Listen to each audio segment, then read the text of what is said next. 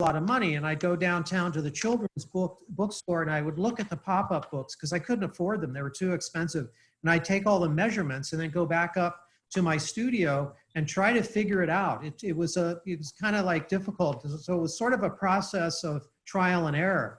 But one of the nice things about this, if you can get this basic idea of the pop-up book, and if you want to make a variation on the theme, taking the same device and turning it around, you can do it in the opposite direction. So that's 2 for the price of 1. There's a whole variety of techniques to make things pop up, but I just wanted to go over the basic kind of elements of the simplicity of it. So how are we doing on that? Can we go on to the next level? Now the next thing that I want you to do is to embellish your ground plane. Hopefully people have thought about maybe what they might want to be doing as a theme, but this should be your ground plane. So think about it. And what I think is important is where these 60 to 30 degree lines are, make sure those are dark enough that you can see, because those are going to guide us when we cut out the vertical pieces and glue them down. That's going to be critical of where those go. And the ground plane doesn't have to be as embellished as this. Of course, I wanted to show off a little bit, get fancy. I always get more Baroque than I intend to Baroque. I'm going broke. But anyway. Someone asked if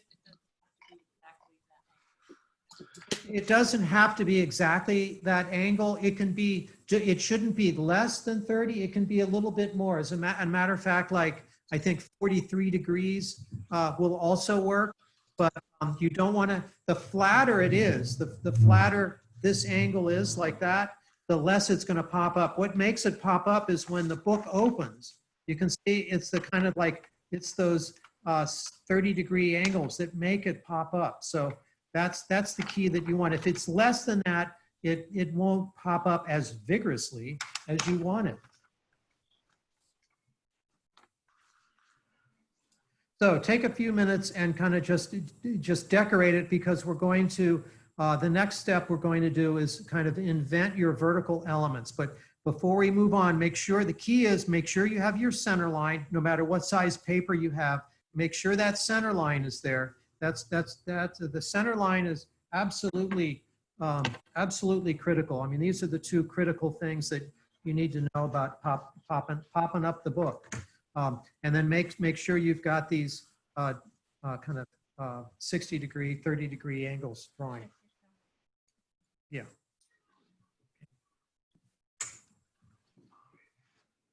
So any questions? Are we ready to move on to the next step? Okay, now the next step is, so we've got your base plan, you've got your ground plan. The next step now is to make the vertical elements. And you can see the other key thing with making the pop-up book work is you can see the vertical, you can see there's this ascending height, that the one in the front is lower, the one in the middle is mid-ground, and the back one is the highest. So that's the next thing that we want to do. So I'm kind of helping you lay that out with numbers. So if we look at this, so the very first step is in the foreground. Now, one of the key things in doing this to make it pop up is we've got to make sure we've got these tabs, because these are going to be folded down, and then these will be glued onto that line. So for your first element, I would suggest drawing a rectangle that's almost maybe 2.5 inches high by 6 inches wide. And I kind of think it's neat to have a portal, you know, small portal. So if you make a doorway, if you want to peer into the next level, make your portal about an inch wide down there. And then the key is the tabs. So the tabs are 1/2 inch. And I come in about 1/8 of an inch on either side. And you can see it's a little bit of a diagonal, because what you want to do is when you fold this over, you want the diagonal to be like that. So you can glue it down and hold it. With what the diagonal does, if you don't have the diagonal, when you fold it over, you'll see it from the front, and you really don't want to see that from the front.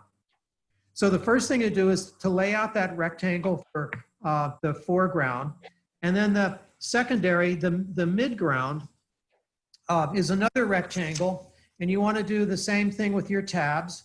And this one, I'm suggesting that it's 9 inches wide by 3 7, or let's just make that 3 3/4 inches high, and make that rectangle, and make sure you put your tabs in 1/2 inch deep, 1/8 of an inch in on either side. The other thing that's I forgot to mention that's really critical, make sure you draw a center line. This center line here, make sure you have that center line visible, the vertical piece, because that's going to help us when we fold this over in half and we bend it and we start to put it together. So draw your kind of box for the midground, and then the last thing I'm going to show you is the background, and then we can start to draw and embellish these the best you can. So the background piece, you want it to be the highest piece. This is the big reveal, you know, or the big hoo-ha or whatever. Make sure you have your center line.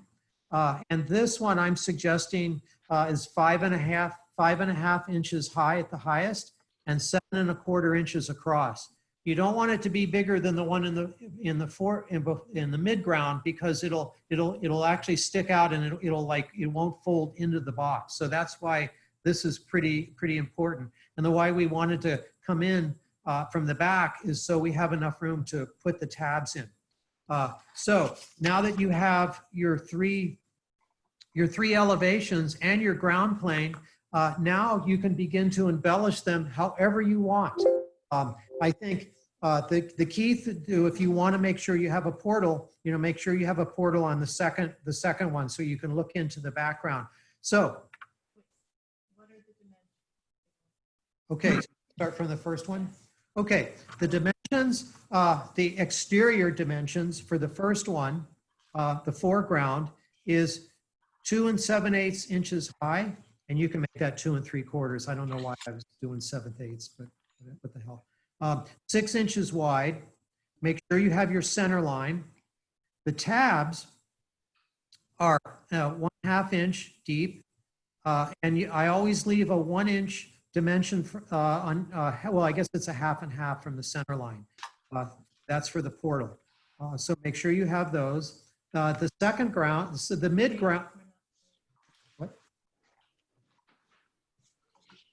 Midground? Midground is 3 7/8 inch high by 9 inches wide. Make it 3/4.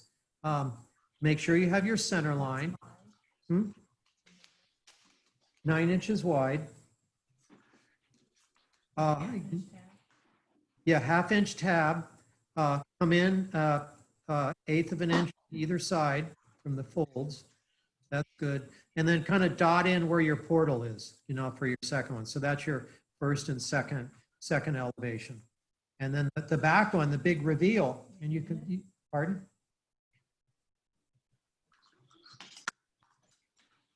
Ready to go? The background, the big reveal, is, again, the tabs. Now you should probably kind of understand the function of the tabs. 1 inch from the center line, 1/2 inch deep, 1/8 inch on either side, 5 1/2 inches high by 7 1/4 inches wide.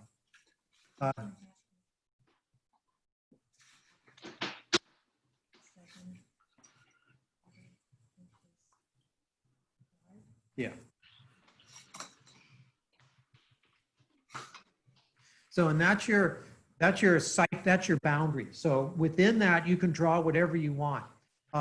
Typically, I find it helpful when I'm doing these is, well, maybe I'll use this one, is to make it ascending, you know, like make it kind of higher as it goes. Oh, right. This is the next step, and this is what I'm going to be illustrating with watercolor. you can kind of see sort of almost like a triangle. It's lower on the outside as it goes up and down. So you don't have to fill up that whole space. That's kind of a guideline. Don't go outside of the square. But I find it kind of helpful when I've made these is kind of start lower on the outsides and kind of make it ascend as it comes up towards the center.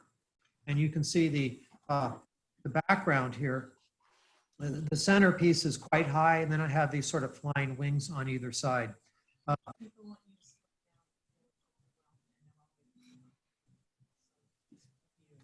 I'm sorry, I'm an excitable boy. I dig this so much, I get just too excited. Okay, so I will slow down. Maybe I need some creative downers, like doggy downers and doggy uppers. Slow down. Okay.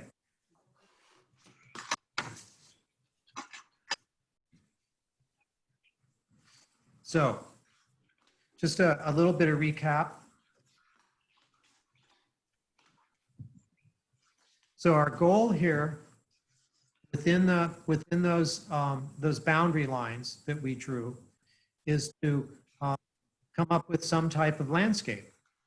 It could be hedges, or it can be something you're working on in an office, or something you'd like to do, or a classical landscape, foreground, middle ground, background.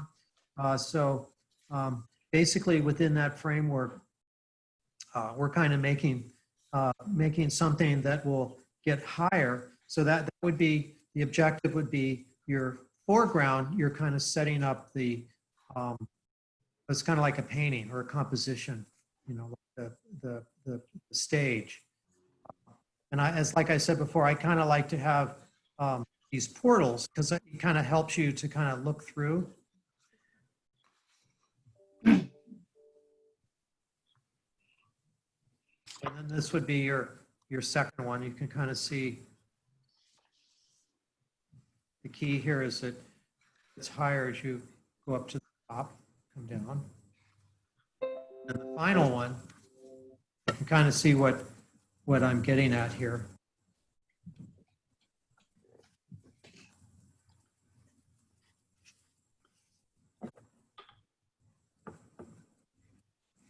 And I'm dyslexic. Looking at this backwards should be easy for me. Kind of get the idea. Does that? Oops.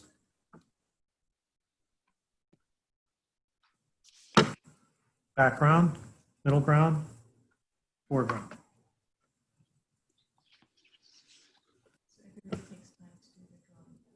Yeah. Now you should be doing your drawing, and it can be pencil or it can be ink. Whatever you'd like to do. And so what I'll do is while I'm demonstrating, while you're doing that, we can kind of draw along. So my foreground,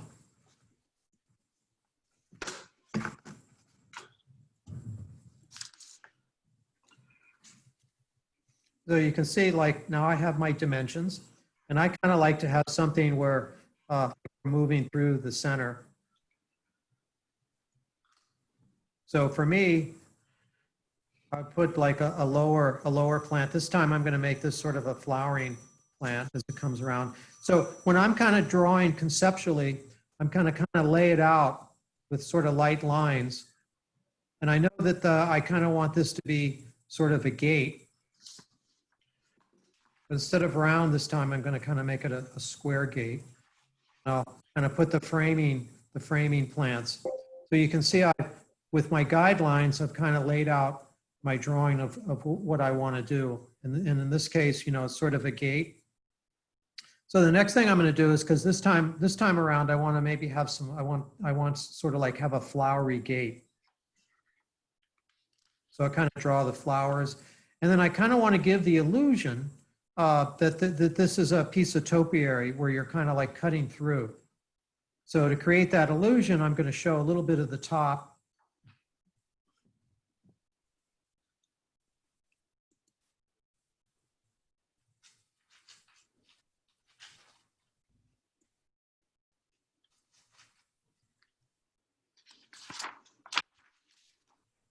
And it could be something, you know, as simple as anything, just as simple to kind of set up that foreground. Or perhaps there's something, you know, a project you're working on, or maybe you want to escape what you're working on in the office.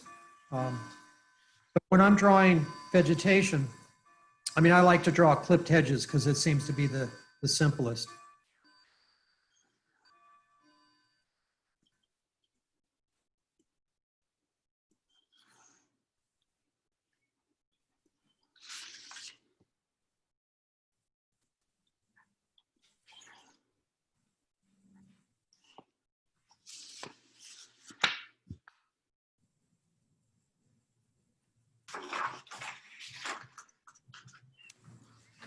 And then the midground, I'm going to make I'll make the midground a little bit higher.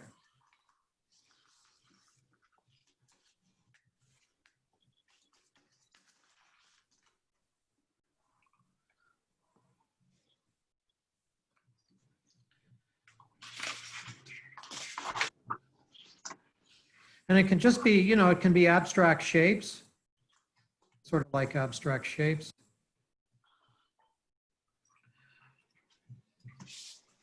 But also kind of the next level is we're going to add color. So you can also make this, you know, you can do it as, you can make abstractions. You can study different, you know, color theory. So that would be my midpoint. And then the final piece, the background, I'm going to want to be have this to be a big sort of like stage set. And you can see like bringing it down, I think is important. And having my wings on either side.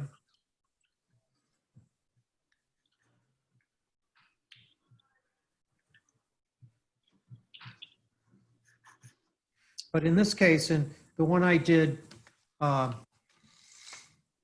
sort of a kind of a cosmic consciousness, kind of like the idea of like a flower kind of.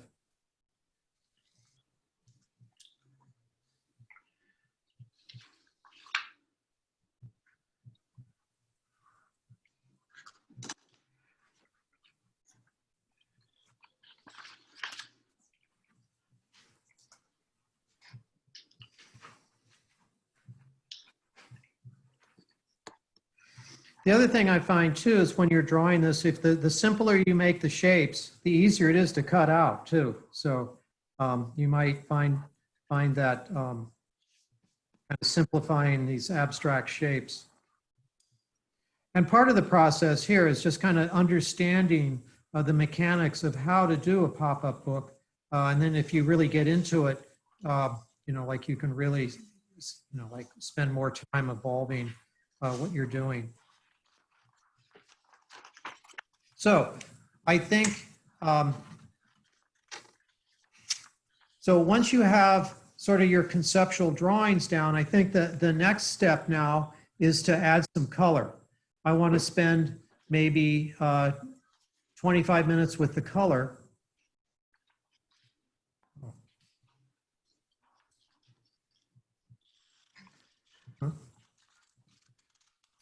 So the next thing we're going to do now is I'm going to start to add color. I'm going to start to watercolor mine. And for you, you can go ahead and use whatever kind of color medium you want. And I'm going to start with the ground plane. And as I said before, I've set up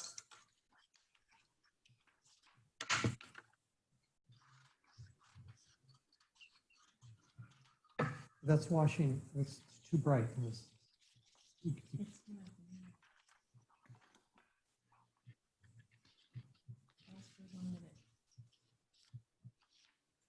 Pause for a minute. You can't see the screen.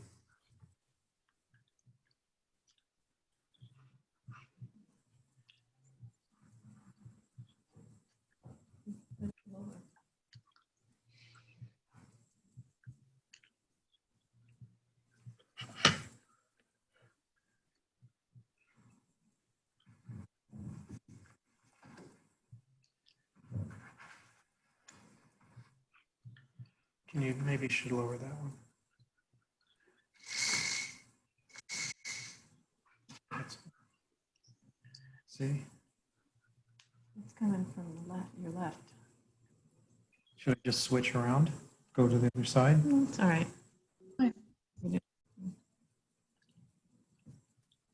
Clear. We'll get a curtain.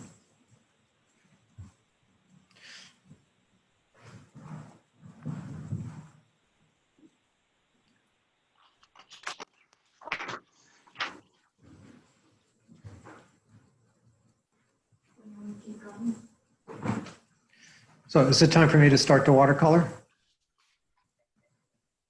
So what I suggest, no matter what kind of material, like color material you're going to use, I would suggest, doing light watercolor washes, or if you have Prismacolor, light Prismacolor, or pastel. With my ground plane, you can kind of see what I've done is I've kind of set up 3 different colors because I want the dark blue to kind of recede into the background, and I have my lighter colors in the foreground. So basically, I'm going to start with the lighter colors with my sort of yellows in the foreground. The first thing, again, like when I watercolor, I always work from the furthest thing to the background. So I'm putting in the lighter colors. You can also add your colors later if you want, but we're gonna try to spend maybe 20 minutes coloring right now to kind of get the stage set for cutting things out.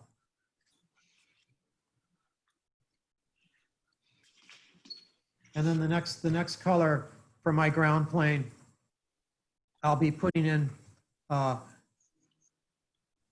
the grass, because you can see I kind of set this up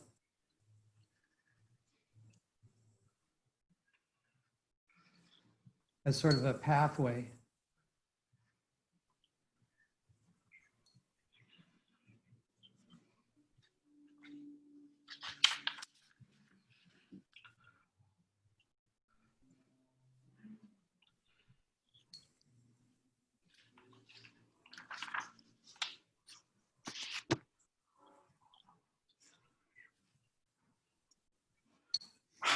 And I kind of like, like working from the warmer colors first.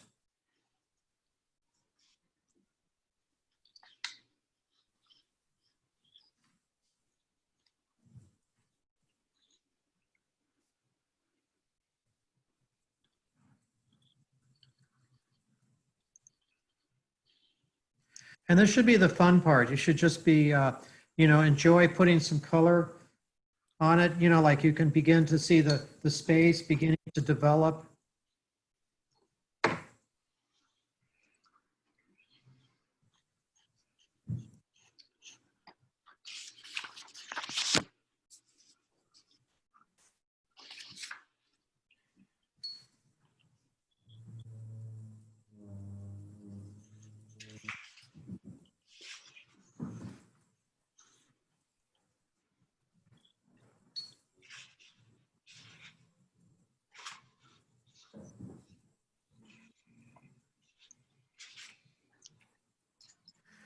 So you can see how I like to work when I'm working on this. I like to work wet into wet.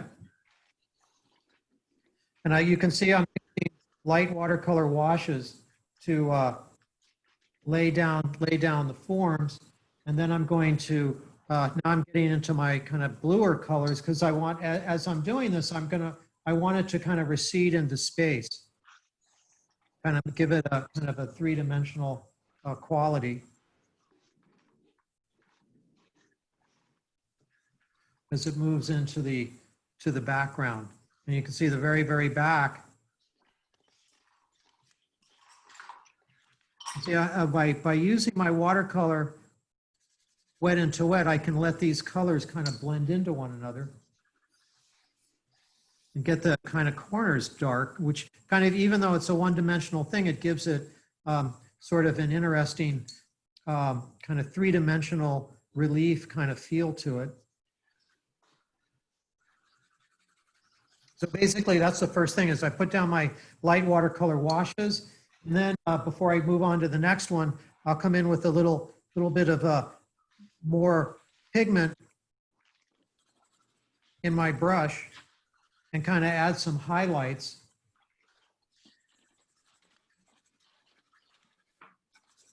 Darker colors to give it sort of another dimension. And then I can begin to, you know, actually draw things, put colors in here where I want to add different effects. And I kind of want this gold to be a little more golden here in the back. So that's the ground plane. That's done. So the next step is I'll go into the elevations. Before we cut these out, you know, they should have a little bit of color. Elevations are a little easier to do, I think, because they're more straightforward colors. So for my gate, I'm going to use a little bit of yellow at the top because that's where the sun is highlighting. So I'm looking at this, kind of finding where the sun is, and then I'm going to work with my darker colors going into the shadow areas. And then as the color kind of like comes out and as I add more water to it, I can get kind of a light to dark quality that I want. And what's nice about this is since we're cutting this out, you can go outside the lines. You don't have to worry about drawing inside the lines. So I've got that. You can see how fast that goes. And then the corner shrubs, I want these to be sort of kind of bluish green. So I'll put the bluish green in. And because I've got this kind of blue, I'm going to use that for the shadows and come back in and on my other area and use that to give it some shadows and shadowy dimensions. And boom. So my foreground piece is done. And then the next thing is I'm going to do the next layer. And again, I'm going to work with my lighter colors like my greens first. So this big, I don't know what the hell this thing is, whatever it is, big chopping, eating. I guess this is the eggplant that ate Chicago, or it's eating the things in front of it.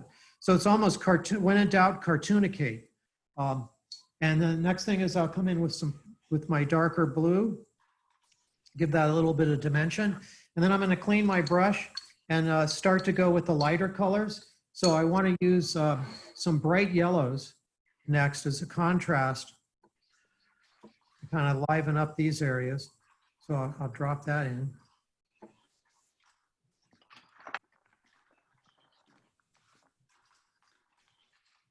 So I'm accentuating the shadowy areas. Boom, I got that. This little guy at the end, that's yellow. So I'm going to be jumping around and putting the yellow in where I think it should go.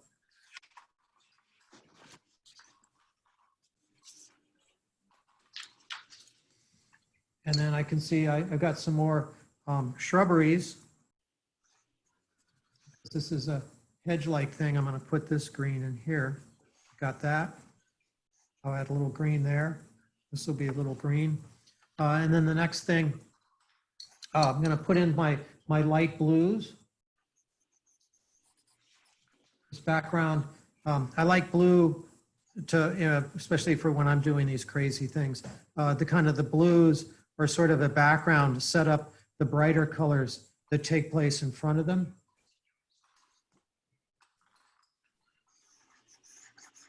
And I always like piano keys. I don't know why. I can't play an instrument, but my mother always wondered why I had piano keys in all of my drawings. And maybe it's because she played the piano.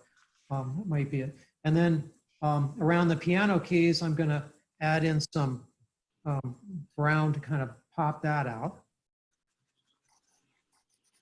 Pull that in. Oh, I'm done. Well, a little red. I need some red. These boompas. I guess you might call them that.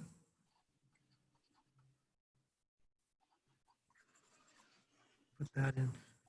And then I like red, so I'll come in here and I'll kind of accentuate different things with a little bit of red.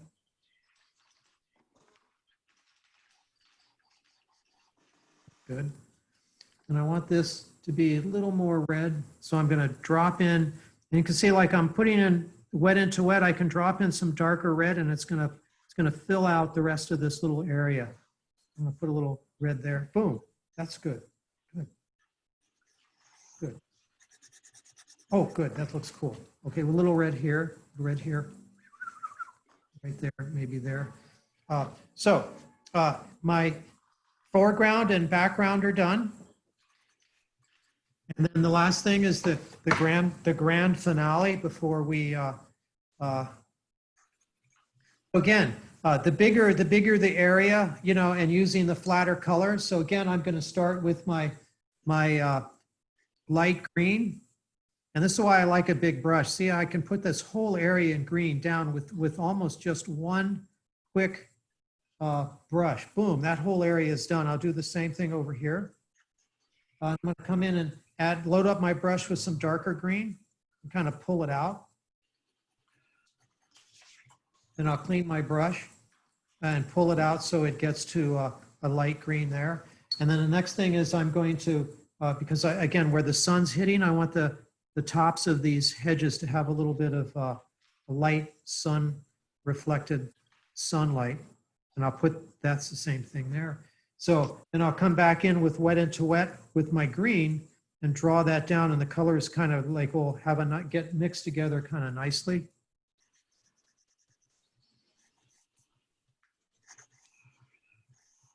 And then this shrubbery, again, is a darker color. Boom, got that. And then I'm coming back in with the dark blue and adding that. That gives me the shadows quite nicely. So the next thing is I have a large area of yellow with the kind of the cosmic kind of glow here. So I'm going to load up a lot of pure yellow, a lot of nice bright yellow. Put this in the center. Keep that coming. All the way out, like just like I'm swabbing the deck with color.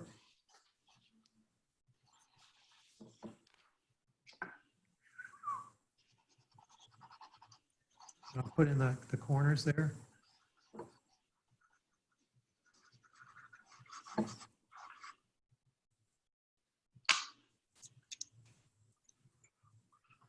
There. And because this sort of has a cosmic glow, I'll come in with my little bit of orange. And I want this sort of like a flower kind of radiating it out. And then I'm going to let that dry and add some darker reds towards the end. And I'll add some color. And then the next thing is this is a very, the big arch at the top is very red.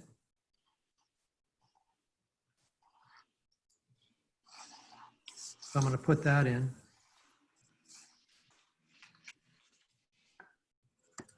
Then I'm going to clean my brush so I can get these sides of the whatever the hell these things are.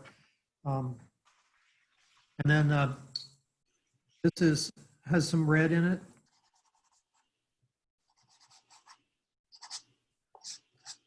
And I'll clean my brush. I got that. And now I'm going to add the blue on the insides. Because I like the blue for these things, it kind of like makes them sort of recede. And then I'm going to use the blue for shadow here. That gets a nice shadow, and a little bit of blue here to kind of give that a shadow. And then I can see I missed a little green here. Got my green there. And then I'm going to try to get the purest blue that I can. Lots of color, because I want this to be a really nice dark blue. So I come around. Got that, good. I'll put a little bit in here. And then the last thing.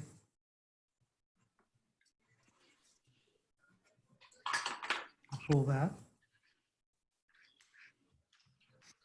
And now I can sit back and go, wow, what do I need to do next? Perhaps a little darker red here. And then Maybe this is dried enough where I can add some red.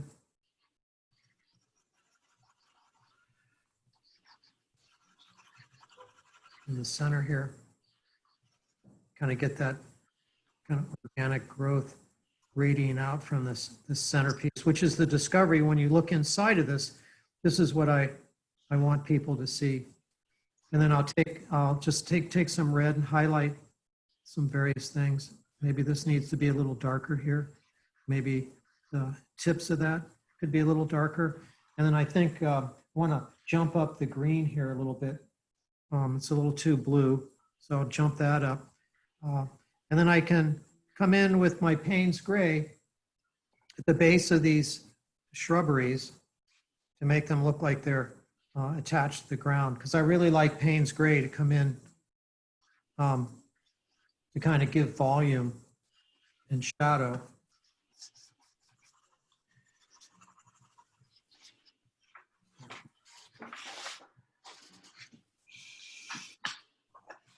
There.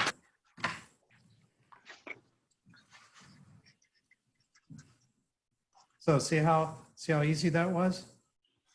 Pretty weird looking, isn't it? Oh, my mind. What am I thinking? Anyway, I did this afternoon, so why don't we? I'll give everybody what, about 10 minutes? 10 minutes to finish it up, and then we'll do the next step will be to cut things out, and the big reveal will be like how we put this together. Any questions so far? And what I can do, I guess, to kind of help you with your watercolor, because watercolor is my favorite medium. So you can see this is done. It's dry. So basically, when I'm watercoloring, when things dry, as I move towards the finito, I use less water and more pigment. So I can come in here and I can add more detail, because I want the side of this pathway to have, sort of a defined edge. So this is also the fun part, while I'm waiting, letting everybody else kind of finish, I can kind of have some fun and come in here and accentuate different things. And see, like using a lot of pigment and very little water, I can draw with that brush. You can also see as I get more detailed with watercolor, see how how close I'm holding it to the ferrule, and drawing very, very careful. So the next thing is I can see I want to add some more definition to this kind of planting area here. Kind of pull that out.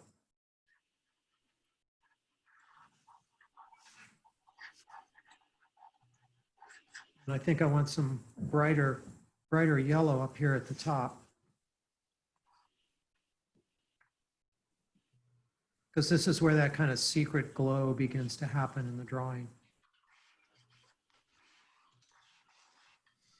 And I'll also come back in here with some darker blue. The corners pop a little bit. And there are various areas that I kind of want to add some blue, like these little Bostic machine gun things that are popping across the landscape. Very active devices. Add some here. Blue is a nice accent color for kind of drawing things at this stage. And then again, I want to highlight with my orange back in and highlight these things. And then I can also, since there's flowers around here and different things, I can kind of highlight that and kind of, again, this edge of the pathway, begin to exploit that. And then the same thing over here, areas that I was moving pretty rapidly and quickly. And more blue.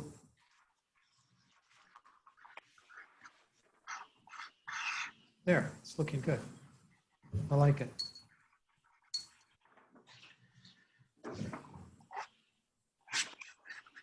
Guys that up a little bit. Some yellow highlights. Boom, boom.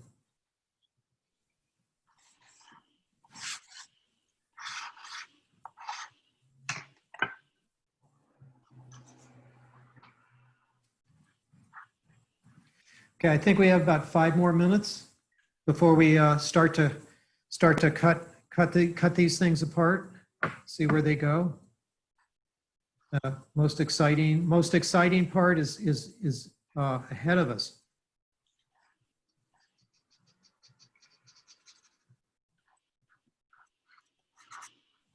So you can see that's the fun that I was having.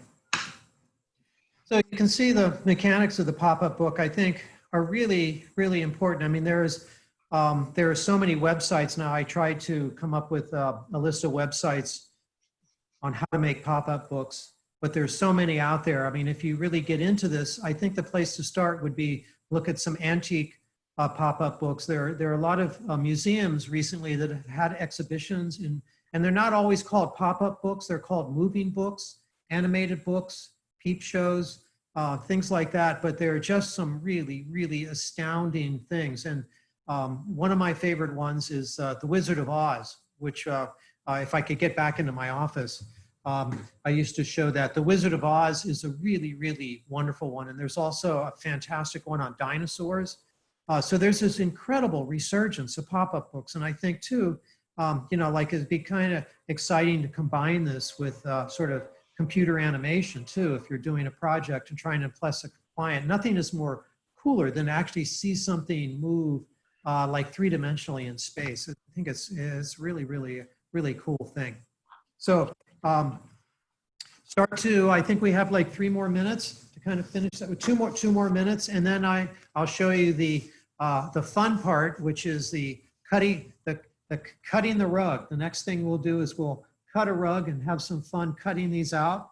And then the hardest part is once we glue them together is letting the glue, make sure we let the glue dry long enough so it doesn't fall apart. After doing all this hard work, you don't want it to kind of fall apart, right? It's kind of like the last thing you want to do is move it around, and then it really, you know, it'll never move. If you move it before it's supposed to move, before it dries, you're in big trouble. That's the thing is, I think the hard thing, the next step is reducing the temptation to see how it's coming together. And Liz, let me know when it's time to.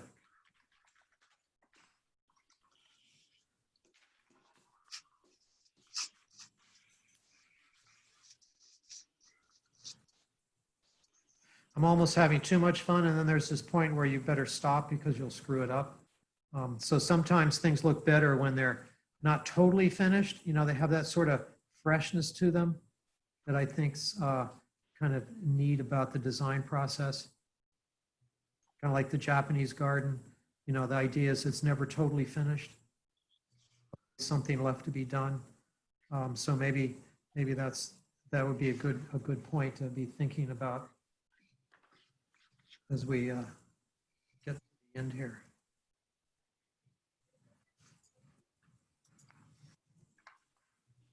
Also something nice to do, like for example, this one, I didn't really get to it because we don't have a lot of time. I'm gonna wrap this up. But what's neat is coming back in with your purple shadows, and you can see like just using a little purple shadow kind of really begins to define that space. Cool. Okay, so next step, critical step. The first thing we're going to do is we're going to cut out our pieces. So this is what we'll be doing. So what I do is, and this also you can see why it's helpful to use simple curves. So basically get out your X-Acto blade, or you can also, you know, use your scissors. The other thing, it doesn't have to be exactly perfect. So we'll spend maybe about 15 minutes cutting these out. And what I like to do when I'm cutting with my X-Acto, I always like to go over the line so I don't have to, you know, like if I'm not careful, I'll rip it as I'm pulling it apart. So the other key too is make sure you're just out a little bit, and you don't have to worry. No one will ever see the little accidents if you leave a little white space. And I think it's kind of like an impressionistic painting. The little white around the edges kind of gives it sort of a dynamic quality.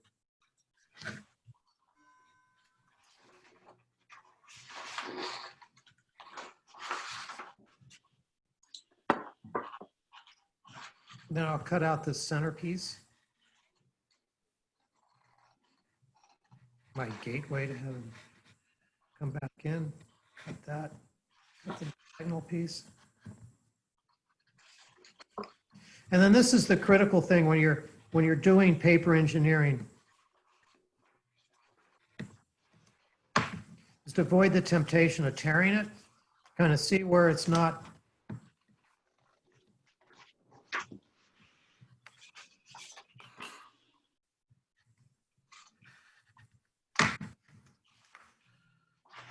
Sometimes I'll turn it over on the back and see where my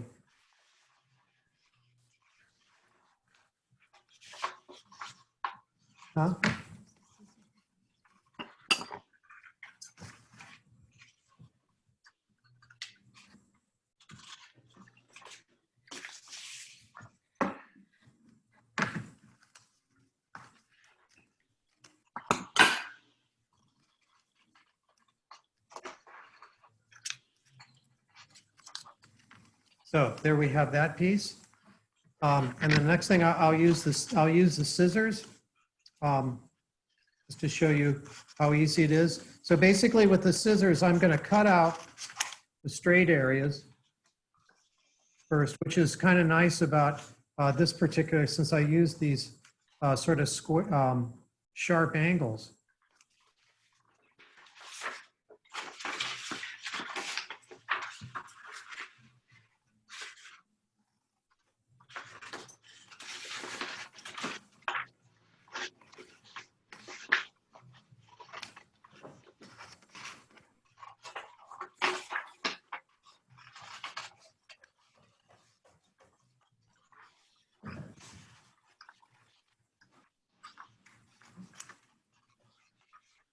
So you can see, like, this is what, in planning these things, I think is what's important is make sure you, make the final cut the easiest thing to do. You can see how I'm trying to cut these, and I'll cut it out like that so I can get my scissors in here.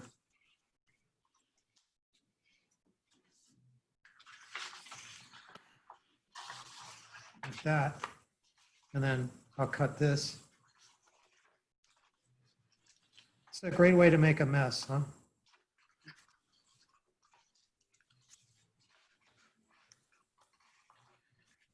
Then I'll cut out the centerpiece, cut these, I'll kind of come in.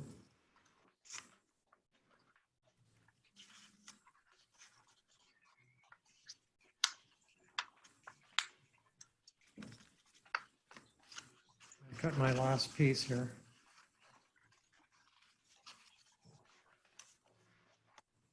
And then a little piece that I forgot here. Hold it down.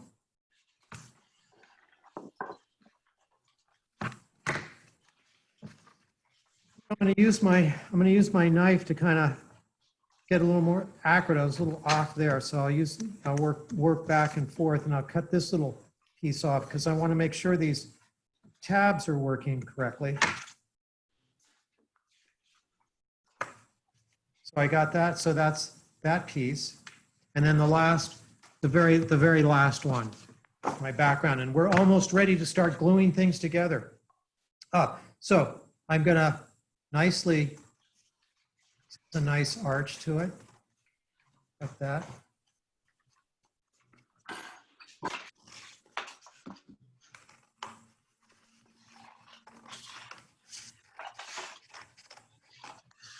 And sometimes it's easier to just kind of come back and cut the bigger arcs out.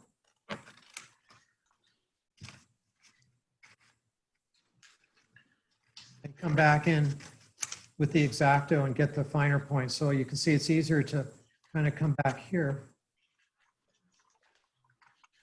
And I'm left-handed. It's funny. My mother bought me a pair of left-handed scissors, and I couldn't use them because I grew up with right-handed scissors. So for me, even though I'm dyslexic, it didn't, I couldn't do anything with the left-handed scissors. It felt so weird. I couldn't do anything. Last piece. And I'm going to cut this last piece with my X-Acto because I want that to there. So what we should have now, get organized.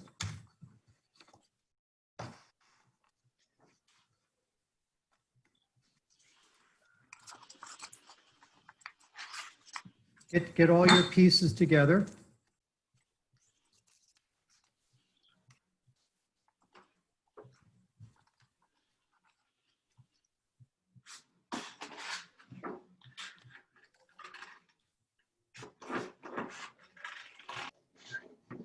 I don't know which ones, I did 2 of these. I don't know which ones look better. There, okay. So we have everything. So give everybody a minute to get organized. Get your glue or your glue stick. Get everything ready. Ground plane, set your ground plane down in front of you. And if it's watercolor, flatten it out.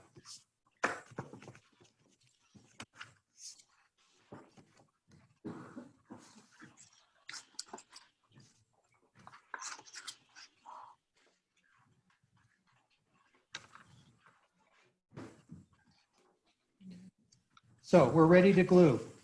So I've got my glue. I've got my glue spreader. So basically what you want to do now is turn the tabs down. See how I'm folding the tab? Fold the tab.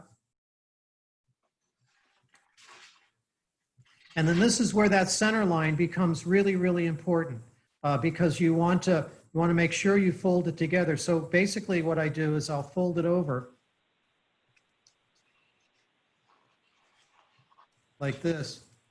Make sure that the fold is in the middle.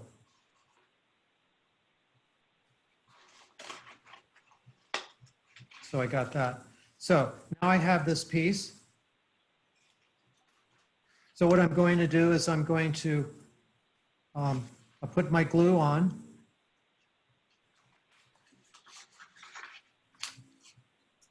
A little bit down the middle. And I like Elmer's. Then I use my glue spreader, kind of spread it around smoothly. If you've ever made model airplanes, you know what that's like. Spread it around, make sure it's an even coat. Now I have it. Now this is where these lines that we did become really, really important. So what I usually do is come in from behind, set it down so I can get the center fold, so I can get these lines, the front right on. Hold it there for a second, and you've got it just right. And then I take my 2 fingers and I'll hold it till the glue sets, till it's set.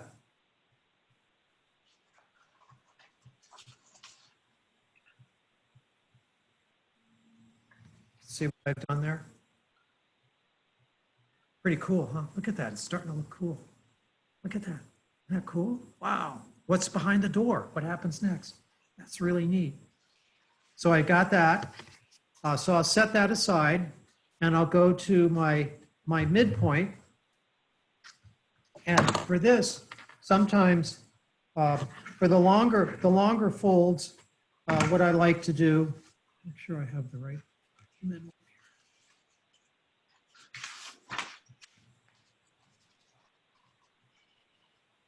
Actually, this one looks better. So for the larger folds, I like to use a straight edge. So I'm going to put that in there, and I'll use that to crimp the fold, the tab. So I got the tab folded. See, tabs folded.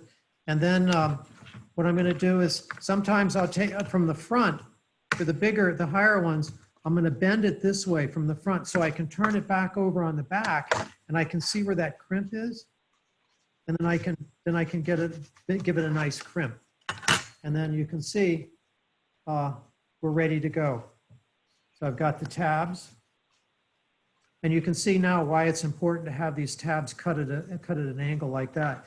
So the next step, again, put my glue down. One little line down the middle.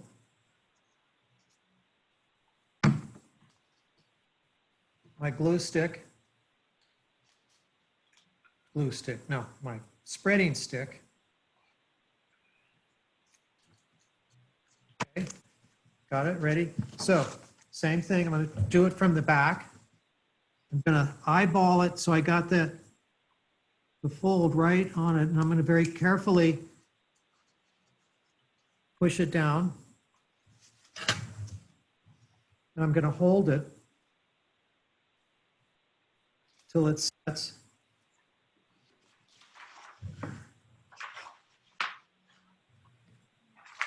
Exciting, huh? See, look.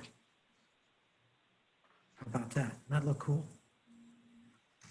Last one. The big guy. What the hell is going on here? This one?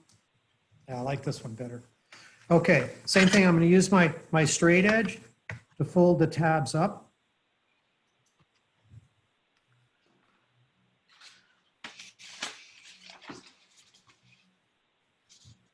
Same thing, I'm going to turn it over and find that center line because the big guy needs the center line. I'm going to fold it over like that, turn it over on its back, see the crimp. Then I will use my straight edge, crimp it.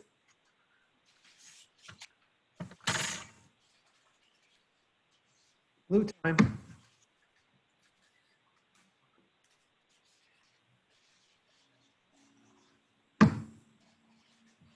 Close that up so I can use it again. Spreading stick.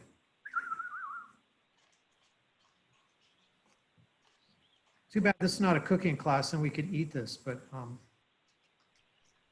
guess that's the only drawback. So last but not least, same thing that I did before. Going to eyeball it so my point is on the center, and that's why those guidelines are important. Place. Make sure everything's good. And the one nice thing about Elmer's is you can reposition it.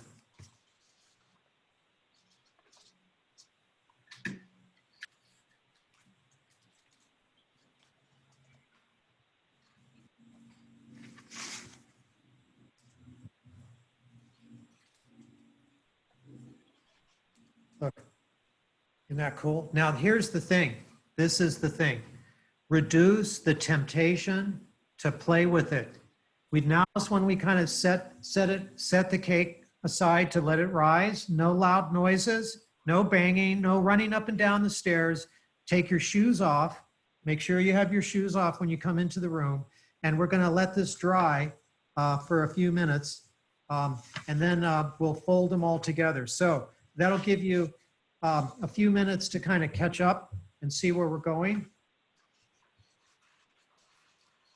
Huh?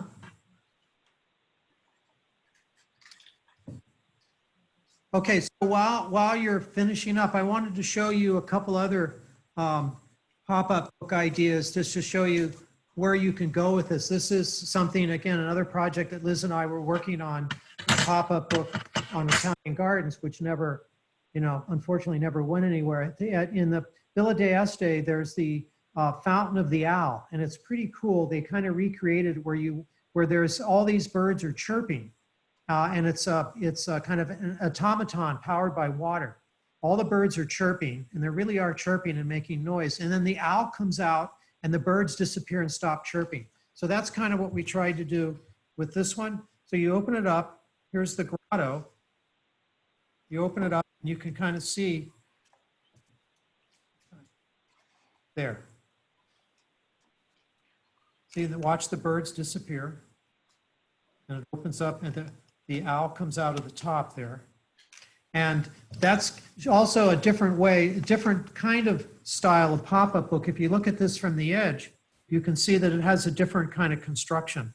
It's a lot more complicated to show you, but I wanted to show you how that worked. And to show you a little bit, this is how the owl works. If you look at the owl will disappear. Open it up, there comes the, whoop, hoot, hoot, hoot, and it goes away. These were kind of explorations for that pop-up book. You can see, like, you open it up, there are the birds, and as you open it up, the birds slowly disappear. Isn't that cool? But you can also see it's a more, I mean, this is definitely paper engineering. I had to buy a lot of pop-up books and tear them apart to kind of figure out how that worked. And here's another method that's kind of neat for doing spaces.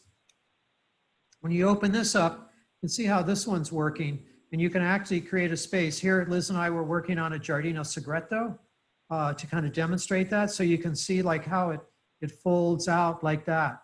And the critical thing too with thinking about pop-up books is the closure.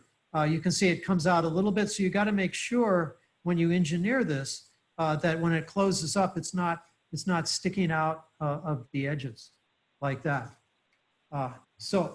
We have 10 minutes.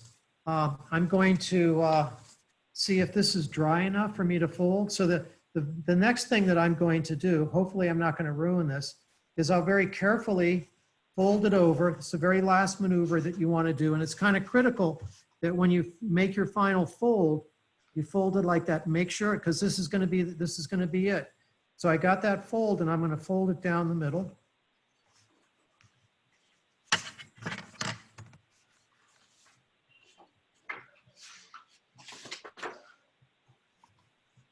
So this is the test. Let's see if it works. Is it going to work? Is it going to pop up? Does it work? It does. It works. How about that? Pretty cool, huh? There it is, the wonderful world of pop-up books.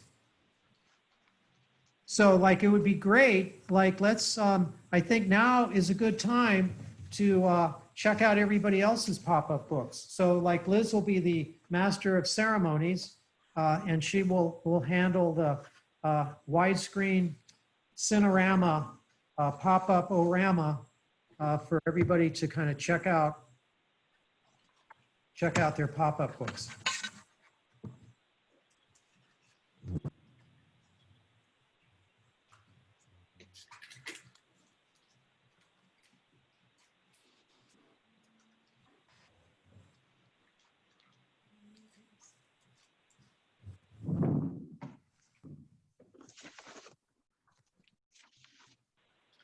Well, hope that was fun. If everybody puts their video on, you can hold up your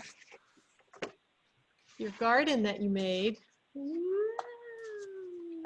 And we can see them all.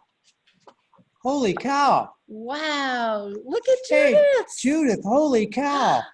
Look at wow, Carmen. you guys did it. Oh, look at Sequoia. Oh, that's holy Carmen. Cow. Wow.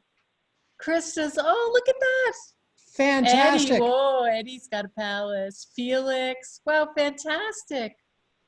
Oh, Brianna, beautiful. These are amazing. Fantastic. Oh, I love it. Holy cow. So we want to do a virtual, how can we get this as a virtual gallery?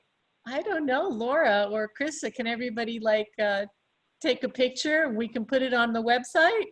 How do we do that? Well, everyone has to turn on their video on so we can see them all, or at least their face, and I'll take a picture. So thanks, Swan. Hey, Angela, Lisa, Julie, Bill, Steven, Diana, are you guys there? We do a screenshot. Screenshot. Screenshot. Screenshot. It would be great too. I mean, if you want to send, I'm just ebolts@asla-ncc.org. If you want to send me an image and maybe we can put them up. Yeah, I'd really like to do a virtual gallery of all these. So maybe the thing to do is you take a picture of it closed and then a picture of it open, and make sure you have your name, and we'll put it up on the ASLA virtual gallery. Is that, we want to do that? We'll have to make one. Well, we'll but make a virtual. We'll figure it out. Can Hi, you do that? Elizabeth. Can you repeat your email address? Sure. It's ebolts. So just E for Elizabeth and Bolts, BOULTS, at ASLA-NCC.org. Thank you.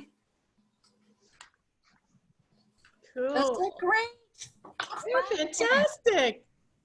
I love the colors. Look at Brianna's beautiful. Oh my gosh, so many layers. Wow, they really worked. Yay. I had no idea this was going to work. Thank you guys, you did it. It actually works. Wow, they're so pretty. Amazing. Good job, everyone. Kathy, did you make one? I didn't make one. I didn't. I just didn't. I had a happy hour right before this and wasn't quite ready. But I'm inspired. So I will, and I think I'll have my grandkids make one. Yeah. Yeah, you've got the instructions, right? You signed up, so there's Well, I some think good. I'll make the template from yours and let them color since they're only 2 and 4. But they can. Yeah, that'll work. That'll work. Well, thanks for sharing your happy hour, everyone, with ASLA-NCC. And next month, we're planning another creativity webinar, hopefully with Eddie Chow right there in the corner on, yeah, You're on the hook now, Eduardo. on field sketching or drawing people or drawing cars or something like that. It'll be super fun. So looking forward to virtually seeing you all then. Thanks so much. Yeah, and please send some pictures of your work. I'll okay. put my email here in the chat. I would love to be able to really check all these out. Chip, I got a question. More fun professional happy hours. Yeah, question. Does each piece have to have a hole in it? No, it can be. I just thought it would be No, more this fun. This one doesn't. Okay. It doesn't have to have a center hole. This one, I just thought it would be kind of a nice thing, a way of looking through. But as you can see, as many different pieces of paper as there's that many ways of doing pop-up books. It just wouldn't fold as evenly if you didn't have a hole. Right. Okay. All right. Right. It was just a little easy. I tried to come up with a pop-up book that was the easiest to do for everybody. And I mean, it's amazing. We did this in an hour and a half. It took me a year and a half to figure out how to make one when I was in Rome. So you pretty good job, you all. Yay. Thank you. Anything else anyone wants to share? Well, it's great seeing all my old friends, Swan, Lee, Yi, everybody, like some of my former students. Thank you so much for joining us. It's great to see you all again. Thank you, Chip. Thank you. Thanks. Chip. It was so fun. The only thing that was missing on my part was a Guinness, so maybe I'll have a Guinness now. Take care, everyone. Stay healthy. Stay happy. Bye, everybody. Thank you. Bye. Send us your books. Nice to see you all. Nice seeing You you. too. Bye. You Ciao. look great. There you go, you're in it. You're in it. You were in it. Bye.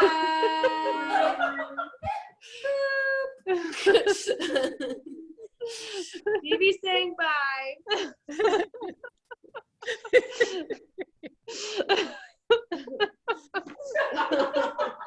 I love it. Wiggly arms, wiggly arms. It's down. The sun was coming in. Oh, there's the sun. There's a palm tree. See your palm tree. Nice.